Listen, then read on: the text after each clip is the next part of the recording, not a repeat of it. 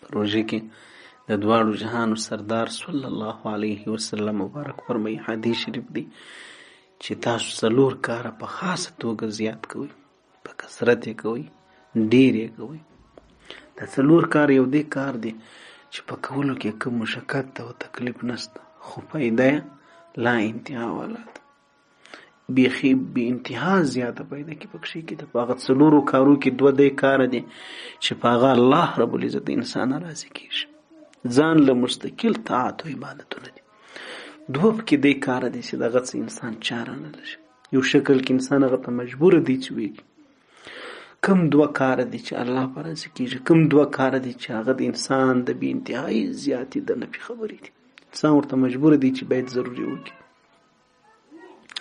هغه 2 کاره چې الله په راضي کېږي، هغه اول په کثرت سره د کلمې طیبې وینا ده، لا اله الا الله، لا اله الا الله، لا اله الا الله. څومره چې ویلی شي دا هغه کلمه ده چې ایمان د انسان په تازه کېږي، دا هغه کلمه ده چې د ټولو نیکیو بنیاد د روح ده، دا هغه کلمه ده چې د بندګۍ اقرار دی، دا هغه کلمه ده چې د دې په سبب کافر ته د 100 کالو کفر نه د 0 کالو کفر او شرک الله پاک وربخښي چې دی په اخلاص ووایي.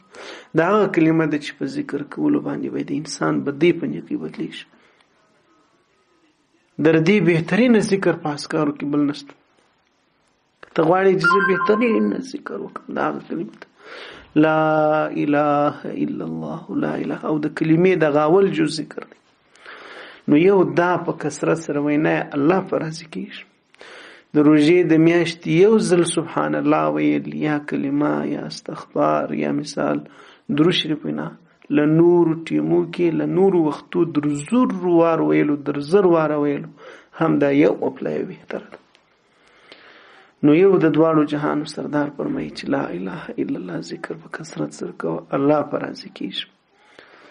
ځان له مستقل عبادت دی، اسانه کار دی، هیڅ شرط نشته کې پکښې کې، که ولاړ وې که ناست وې، که پر کور وې که بې کور وې، که په جومات کې وې که په کور کې وې، دست به کار و دل بیان. 2 کار هغه په کثرت سره د استغفار ویل.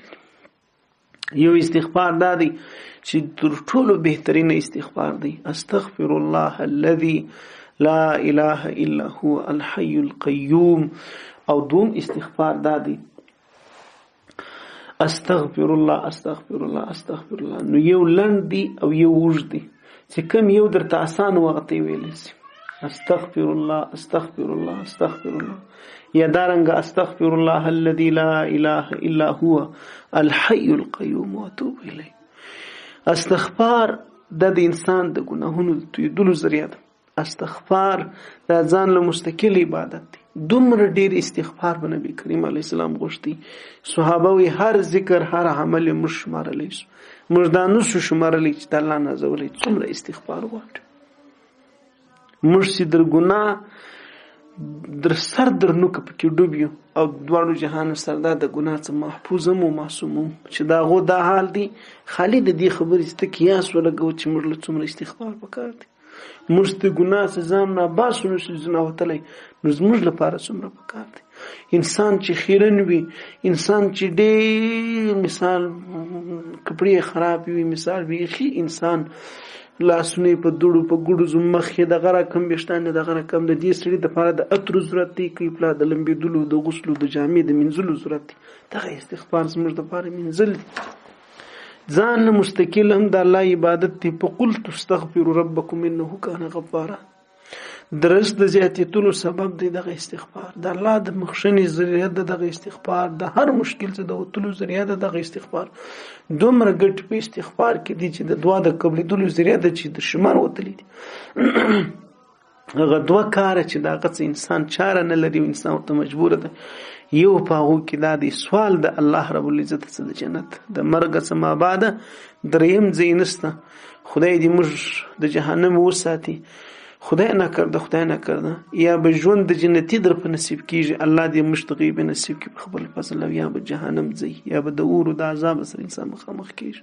که الله پاک مغفرت انسان ته نه وکړي نو د الله بنده ژوند کې خو در دغه بالا لوی سوال نشته اللهم انی اسألک الجنه خدای زه ستا څخه د جنت خواست کوم خدای د کامیابی خواست درڅخه کوم ذلک الفوز الکبیر خدای زه ستا څخه د بخښنې او د مغفرت او د معافی خواست کوم خدای ما ته عفو وکړي یا الله زه منم زه نه وایم چې څه پاک یم خدای زه منم چې خبره خرابه ده خو یا الله ما ته عفو وکړي یا الله ما درگذر ما سره وکړي یا الله ما ته معافي وکړي نو یا الله زه د جنت خواست درڅخه غواړم نبی کریم علیه السلام وایي د جنت خواست کوئ داسې خواست کوئ اللهم انی اسألک الجنه او بل چې چاره نه ځین لري ورته مجبوره یاست په یو شکل کې د جهنم څخه پناه په رب العالمین غواړئ داسې اللهم انی اعوذ بک من النار ای الله ما د اور وساتي یا الله ما د جهنم د عذاب وساتي یا الله ما د جهنم وساتي د الله بنده انسان چې د یو د ماچس د تیلې